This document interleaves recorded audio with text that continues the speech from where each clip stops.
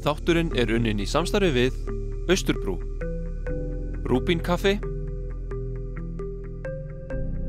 og Síldarvinnslan.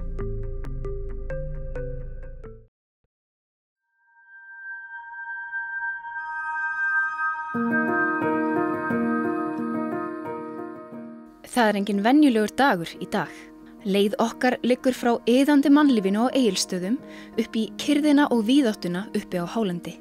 Við byrjum daginn eftir endurnærandi svefn á gistihúsi Egilsstaða með dýrindis morgunverði og kaffisopa.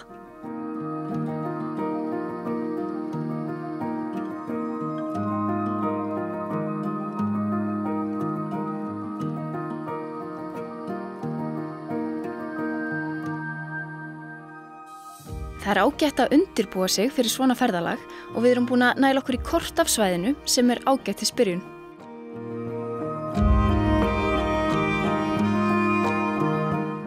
Góður dagur í vændum, en ég og Tjörfi, Halló. Sem allan bakvið myndavélina, við ætlum að fara upp á hálendi í dag. Og nú fær N4 bíllinn að sýna okkur hvers hann megnuður. En við ætlum nefnilega að fara upp í Snæfell, gista þar í nótt, en að sjálfsögðu stoppa einhvers staðar á leiðinni. En við ætlum að byrja á því núna, hérna á Egilsstöðum, að fara aðeins í... Tjörfi, þú ert ekki til belti, maður. Áfram. Hvað heldur þú getið haldið þig lengi svona uppi? Ég er bara frekar lengi held ég, sko. Heyrðu, við ætlum að fara í hús handanna, tala við hana Láru. Hún nefnilega veit ofsalega mikið svæðið. Aðeins líka forvitnast svona austfirskt handverk. Heyrðu, ég ætla að leyfa þér að setjast aftur niður til. Já, takk.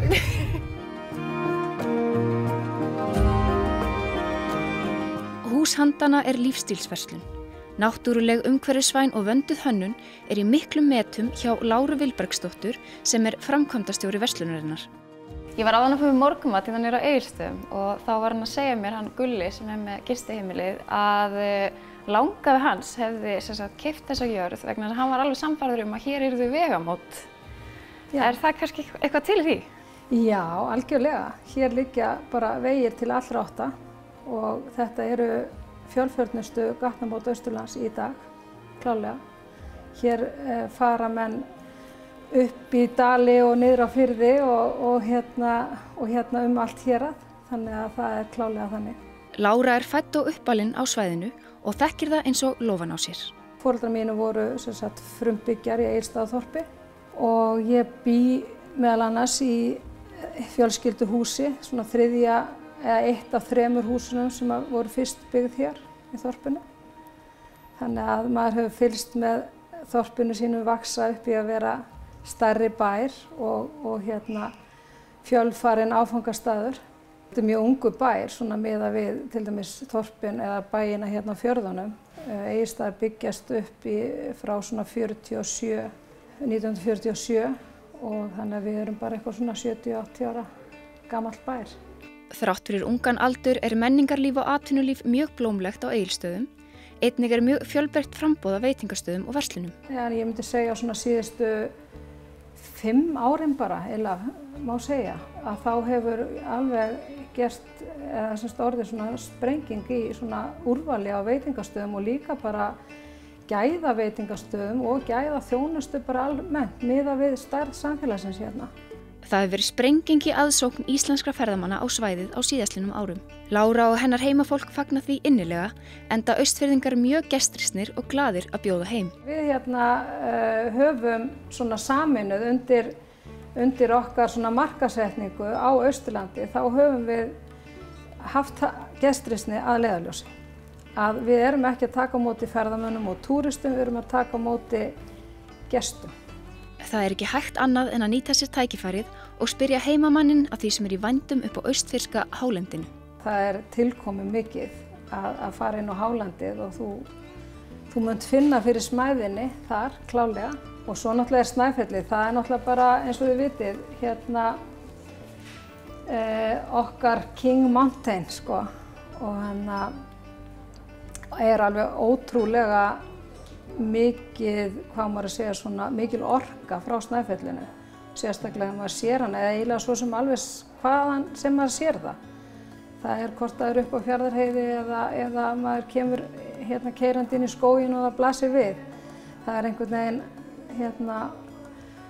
oftast þegar það bjart, þá þetta bara eins og skínandi demantur. Og við erum ótrúlega stolt af Snæfellinu. Hvað ættum við að gera í kvöld þegar áður við förum að sofa þegar við erum upp í Snæfelli? Þegar við erum upp í Snæfelli, það bara taka smá göngu og finna sér góðan stað til að njóta og hlusta á fuglasönginn og finna sér gott sjónarhorn á fjallið eina. Ég ekki frá því að kaffið hafi einhvern framandi sjarma í bláklukkuglasinu sem Lára lána mér. Bláklukkan einkennisblóm Austurlands og við eigum eftir að sjá henni bregða fyrir aftur. Ég finn það á mér. Ferðalag landið okkar getur alltaf fléttast inn í sögur forna tíma. Í dag verðum við á sögusviði Hrafnkels sögu Freyskoða sem var höfðingi og góðorðsmaður á 10. öld. Áhugafólk söguna hefur gefið út einstaklega skemmtilega útgáfu þar sem hægt að lesa textan á nútímamáli og skoða kort þar sem helstu staðir eru merktir inn.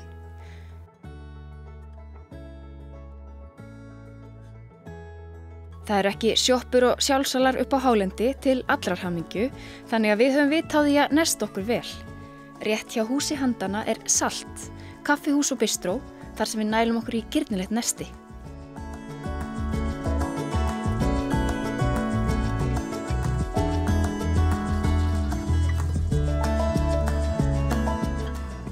Nú okkur ekkert að vanbúnaði og við leggjum af stað inn í Fljótsdalinn.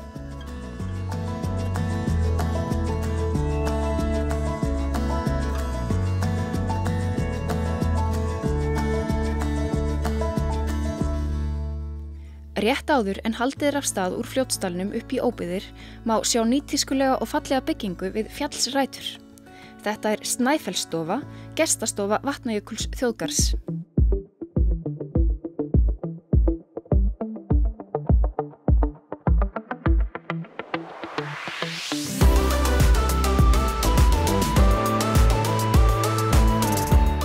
Hér hægt að fræðast austurhluta þjóðgarðsins og spjalla við landverði svæðið. Það góð hugmynd að koma hérna við, áður en lengra haldið, fá upplýsingar ástand vega og góð ráð. Ég fór aðeins að skoða það inni og ég fann ég veit ekki alveg hvað maður að kalla þetta, hefti frá 1992, heitir Fljótsdalsgrund. Ég veit raun ekki meira þetta hefti en mér fannst mjög áhugavert að lesa hérna Fljótsdælinga. Hann Gunnar Gunnarsson, rithöfundur, árið 1944 hefur skrifað Fljótsdalur farsælsveit en mikið vantar á að það sé búið eins og búa mætti. Má vera að það hafi að nokkru leyti staðið dalnum fyrir þrifum að hér ekki nógu harðbýlt til að hvetja til verulegra dáða. Það sem sagt alltaf auðvelt að búa í Fljótsdal. Hér alltaf gott veður, þetta bara alltaf auðvelt. Það ekki nógu íslenskt, það ekki nógu erfitt.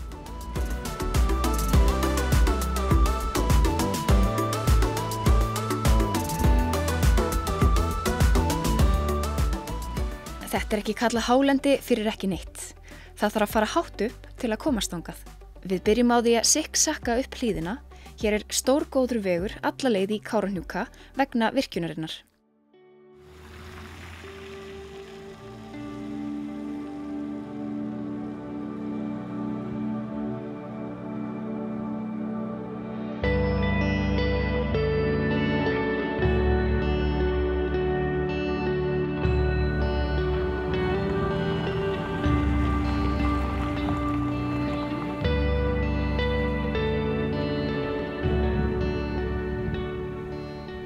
Það farið að síga á seinni hluta dagsins og gullfalleg síðdegis sól leikur Laugarfell. Hér sannkallaður sælureitur, hlýtt, gróið og náttúrufegurð hvert sem litið Héðan hægt að rölta þægilegan hring þar sem þó nokkrir fossar bera fyrir augu.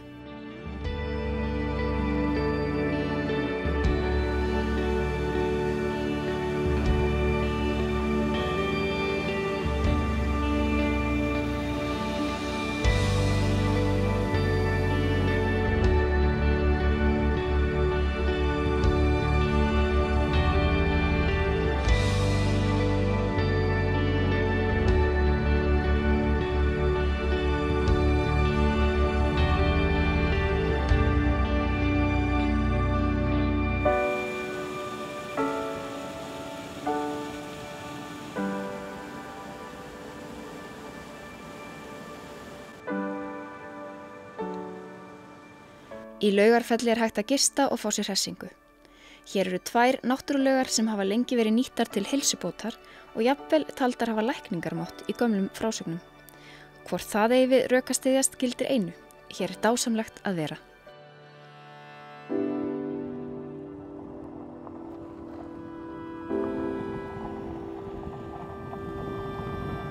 Nú fer undraveröld Snæfells að toga okkur nær og nær. Þá fær bíllinn loksins að taka svolítið á því.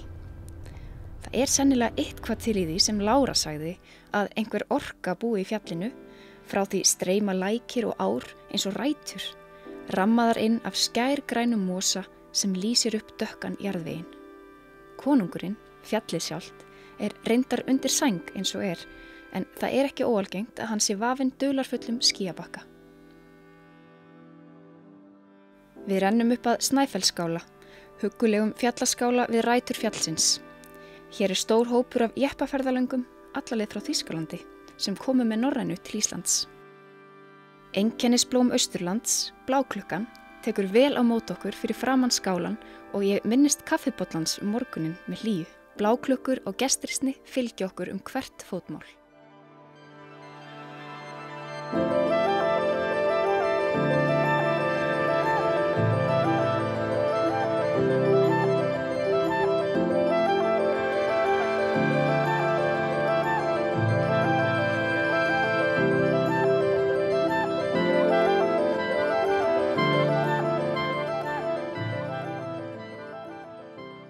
Ég gæti nú örugglega talað í allan dag þetta svæði, sko. En hér eru allan við þungamiðjuna fyrir gesti á svæðinu, sem er Snæfellsskáli. Náttúrulega þungamiðjan sjálf er náttúrulega Snæfelli, fjallið hérna á bak við okkur, sem er, öllum er kulnuð megineldstöð. Þannig að það útskýrir til dæmis á hverju maður sér bæði þetta dökka berg og síðan þetta ljósa berg sem þið sáu kannski á leiðinni inn hingað. Og það er líka hæsta fjall utan jökla á Íslandi, 1833 metrar. Þannig að þetta er svolítið þungamiðjan í starfseminni hér og ferðir á fjallið eru náttúrulega mjög vinsælar gönguferðir. Það er sérstaklega búið að vera vinsælt í sumar hjá Íslendingum. Og já, síðan á svæðinu eru kannski það sem heillar einna mest er líka bara mosinn sem við sjáum inn í kringum okkur. Þetta er það sem slær gestinn kannski í fyrsta skipti. Þessi græni skæri litur sem maður sér hérna sérstaklega í snemma á morgnana. Er ekkert mál að rölta hérna upp á Snæfell? Jú, það er ekki alveg fyrir hvert sem er. En miðað við mörg önnur fjöll hérna á Íslandi þá er þetta alveg tiltölulega auðveld ganga. Ef hún er tiltölulega jöfn.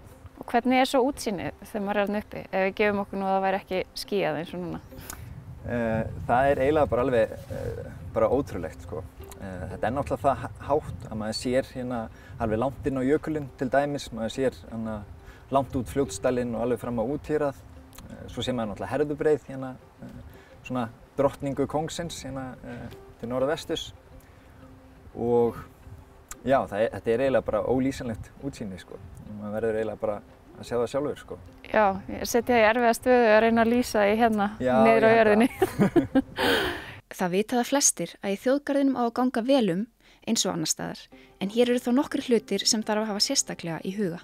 Vissulega þar sem eru afmarkaðar göngulegir, þá viljum við að fólk gangi þar frekar, sérstaklega ef það er gróður á svæðinu, viðkvæmur gróður. Og eins á svæðinu hér í kring, að jafnvel þótt við séum ekki að banna fólki að ganga einhvers staðar þar sem það vill ganga, þá verður fólk náttúrulega að passa sig að til dæmis dýjamosinn er mjög viðkvæmur og þannig að fótspor geta sést mjög lengi í honum. Já, þannig að þetta er bara almennt að gæta varúðar.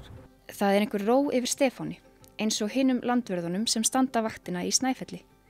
Sennilega er það oftar rólindisfólk sem kýsir þetta starf fjarri óðagótinu í þéttbýlinu. Ætli Stefán tengi eitthvað við það sem Lára sagði, að það væri einhver orka sem stafaði frá fjallinu? Alveg tvímælalaust og þetta er eitthvað sem maður heyrir mjög oft frá fólki sem heimsækir staðinn og þá kannski sérstaklega ef það dvelur hérna í einhvern tíma eða gengur einmitt þessar lengri gönguleiðir og er í stöðugu návígi við fjalli, að það eru mjög margir sem að tala um þetta, já. Getur maður komið hérna og bara endurhlaðið sig alveg? Já, ég held það. Það sé einhver að þú sért frekar að hlaða hér heldur en að svæðið sé að taka frá þér.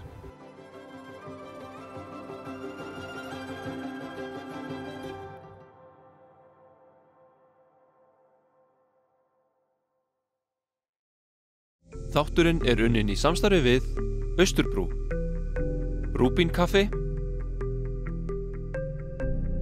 og Síldarvinnslan.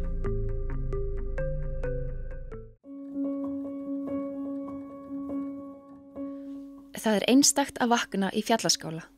Landverðirnir eru eflaust komnir á fætur vegna þess að það brakar í fjölunum á svefnloftinu.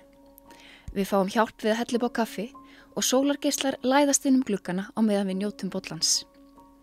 Það væri himnest að eyða deginum hér, jafnvel ganga á Snæfell og kynnast svæðinu enn betur, en við ætlum að halda ferð okkar áfram.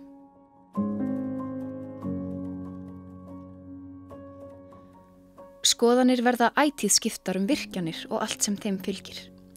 Hver sem skoðunin er þó sannarlega mjög ólíkt að finna fyrir ósnortinni náttúrukyrrð Snæfells í samanburði við hina risavöxnu Kárahnjúkavirkjun. Hér höfum við náð að setja rækilegan stimpil á náttúruna þar sem engum dylst að manneskjur voru hér. Áhugaverð mótsögn þar sem við erum nýkomin frá svæði þar sem ekki mátti stíga á mosann af ótta við að skilja eftir fótspor.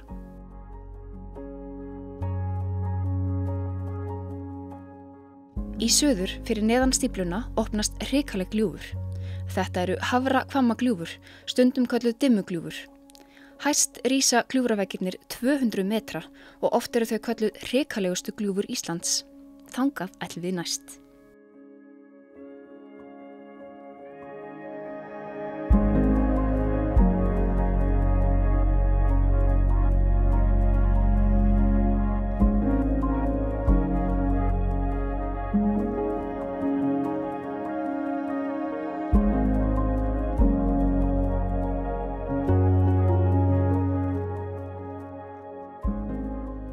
Eftir heldur grýttan veg erum við komin niður á bílastæði með upplýsingaskilti og upphafi gönguleiðar niður í gljúfrin. Og það stendur hérna hættur í hafrakálmagljúfrum. Þannig að við ætlum að passa okkur, ætlum að vera á merktri gönguleið eins og mælt með og bara mjög spennt. Við ætlum að skoða Magnahelli. Það hérna víst einhver ægilega flottur hellir. Spenntur, Tjörvi? Ég mjög spenntur.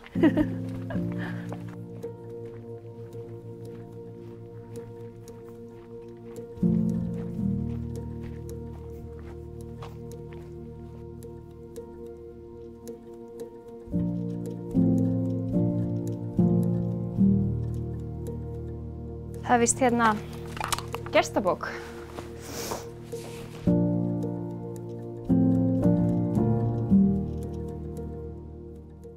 Magnahellir heitir í höfuðið á bónda á Brú til forna, sem var svo fyrsti til þess að geyma kindurnar sínar í hellinum.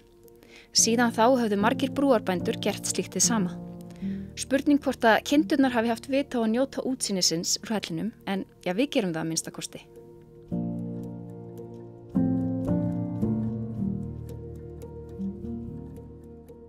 Röltið tilbaka í bílinn var ekki alveg slysalaust þar sem það kom hellidemba, en það er partur af því að ferðast Ísland að gera gott úr veðrabrigðum. Heyrðu? Við lendum í smá rigningu. Smá sturta. Það reyndar, ég var náttúrulega að velta fyrir mér að, ef maður að ferðast á þessu svæði þá þyrfti maður náttúrulega að vonast til þess að koma með rigning allavega einhvern tímann, því að þessi græni mosi, hann lýsir alveg upp eins og bara milljón lítil ljós þegar rigningin kemur, sko. Þannig að við kvörtum ekkert undan því. Nú ætlum við aftur að fara á slóðir Hrafnkels Freyskoða. Já. Ertu ekki spenntur? Ég er mjög spenntur. Já. Nú erum við semst að fara að keyra niður á brú sem er hérna. Við erum hérna einhvers staðar cirka, keyra hérna meðfram og við ætlum að keyra hérna niður í brú og þar er hann Baldur Pálsson, Freyskoði. Hann ætlar að sækja okkur þangað og við förum með honum hérna inn í Hrafnkelsdal á Aðalból sem var sem sagt, eða það er ennþá búið á Aðalbóli, en þetta var sem sagt eitt af svona einn af helstu sögustöðunum í Hrafnkelsögu, þannig að bjó hann Hrafnkell.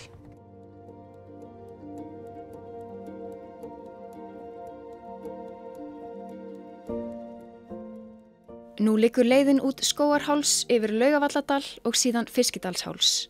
Það stendur svo heima að Baldur býður okkar við sveitabæinn Brú, tilbúin að leggja í svolítinn sögurund inn í Hrafnkelsdal. Heiti Baldur Pálsson og er fæddur og uppalinn á Aðalbóli í Hrafnkelsdal og hef búið eiginlega alla mína tíð á Fljótsdalshéraði. Bara ætt mín hefur áhuga á söguarfinum.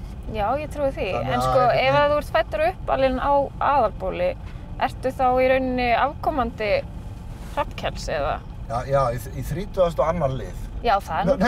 Nei, ég man það ekki, maður segir svona, en Já. ég einhvern tímann slóði sér í Íslendingabók Já, og þá segir Íslendingabók að ég sé út á honum, sko. já. En það eru líka kannski bara eiginlega allir Íslendingar. Kannski, já. Ég starfaði lengi á Fljótsdalshéraði og síðar á miklu stærra svæði sem slökkvilistjóri. En er hættur að vinna og er formaður Söguslóð Austurlands sem er arftaki Hrafnkelssögufélagsins sem gaf út bókina og bjóð til skiltin, merkti sögustaðina. Já, Þegar að Hrafnkell Freyskoði fer til þings út af vígsmálunum, að þá fer Sámur Bjarnason semst aðra leið. Það stendur bara beint í sögunni að hann sneri, hann fór norður til Brúa og yfir Brú. Og það er talið að það hafi verið steinbogi hérna á ánni og sjáum við stapan sem kemur hérna út já, og svo kemur stapa á móti. Hann hafi verið hér eða að menn hafi geta brúað eitthvert bil sem hafi verið öruggt, sko. já, allavega svo að þetta gangi upp í sögunni þá hefur hann komist yfir ána. Já, og Einhvern og það kemur tvisvar sinnum fram að hann fer yfir á Brú. En það er ekkert vandamál að búa svona langt frá, já, þéttbýlinu, eða hvað? Bara svona. Þetta var sko snúið á veturna kannski ef maður var tóbakslaus og 100 kílómetrar sko í kaupstað. Já, hvað gerirðu þá? Það þurfti að kunna að byrgja sig upp, sko. Já. Já, sko, það er, ef maður skoðar bara Hrafnkelssögu, þá er það sem mér finnst merkilegast við hana, sko, fæddur og uppalinn á þessu svæði, er það hvað sko allar staðháttalýsingar eru nákvæmar. Já, það er það. Það er alveg með ólíkindum, sko. Já, Og þessi heimild Brúna, sko, eru náttúrulega bara stórmerkileg og bara leiðalýsingar, það eru svolítið gjörsamlega passaði við landið. já, Þannig að sá sem skrifa söguna hefur þekkt landið mjög vel. já, Það greinilega. er alveg klárt, sko. Og Þórsörnefni eru mjög víða hérna Já, í þessu landi einmitt. og Jökuldal. Já, Og enda trúðu eru náttúrulega á Þór. Það var guð afls og áræðis. Eða trúðu bara á mátt sinn og megin. Það kemur nú fram í sögunum, sko. já. Sinn eigin þá, mátt og megin. Já. Já, ok, það er náttúrulega mjög gott. Já. Mjög Eða mikilvægt. bara á alla góðar vættir eins og ég. Það var sérstakt að alast þetta upp á þessum óravíðáttum öllum og aldrei neinu vandræði. Nei, en hvað fann maður sér til dundur, svona? Það var sko alltaf nóg að gera. Já, ertu, Hérna er svolítið annar litur og gult skilti. já, Þarna er talið að kappinn hafi verið heygður. Þarna fannst semst kuml já, og segir í söguna hann hafi verið Hrafnkell heygður. sem sagt. Já, kappinn. Kappinn. Þarna fundust bein af konu og karli. Enn er búið á Aðalbóli, en bróðir Baldurs er hér með búskap. Í dag er búið á 2 bæjum í Hrafnkelsdal en fundist hafa minjar fjölmarga bæi sem hafa verið í blóma fyrir öskufallið sem Baldur minntist á.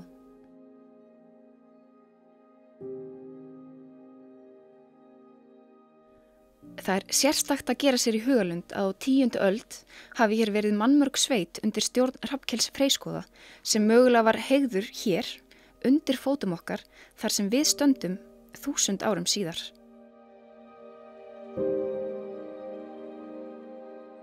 Nú skulum við skilja við fortíðardraumana og höldum áfram niður í Jökuldal. Nú ætlum við nefnilega að skoða gil nokkurt sem er frekar nýtt á kortinu. Fegurðin í Stuðlagili birtist ekki fyrr en eftir virkjunarframkvæmdir. Yfirborð árinnar lækkaði þá nægjanlega til þess að stuðlalistaverkin kæmu í ljós. Á stuttum tíma hefur staðurinn orðið með vinsælustu áfangastöðum ferðamanna. Bæði hægt að komast niður í gilið eftir svolitla göngu, mjög auðvelda, og á hinum bakkanum þar sem við erum núna, þar búið að koma fyrir útsýnispalli á frábærum stað.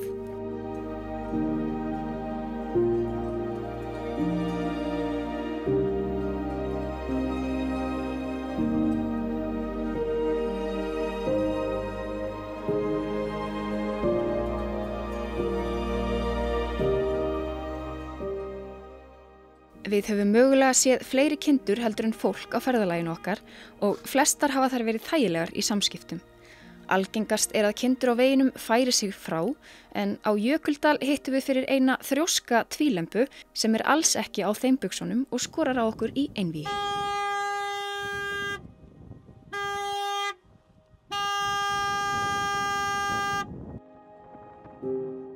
Þjóðvegur 1 blasir aftur við. Aftur í þetta ys og þys sem gleymdist stund í fjallafaðmi. Ferðin þó ekki alveg búin.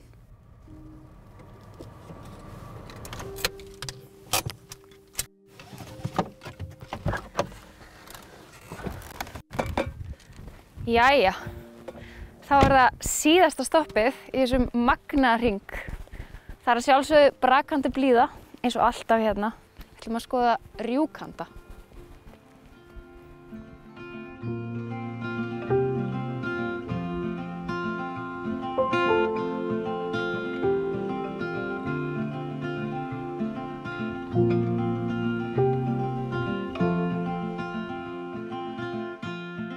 Það eitthvað við fossa. Það þessi stöðuga endurnýjun, ég veit ekki alveg hvernig ég útskýra það. Að horfa á fossa kemur alltaf nýtt og nýtt vatn. Og það svona minnir mann á svona upphaf og endi á öllu. Hringrás. Bara svona eins og ferðin okkar var með upphaf og endi. Þetta búið að vera frábær ferð. Auðvitað svindluðum við pínu og sögðum uppskrift að góðan degi, en eiginlega erum við náttúrulega búin að vera aðeins meir en 1 dag á leiðinni. En þetta var bara svo aldeilis þess virði.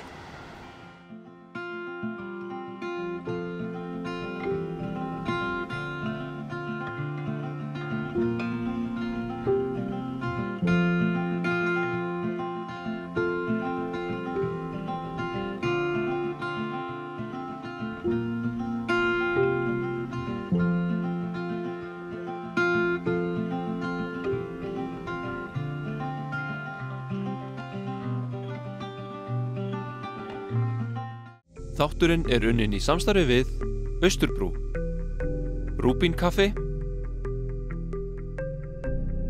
og Síldarvinnslan.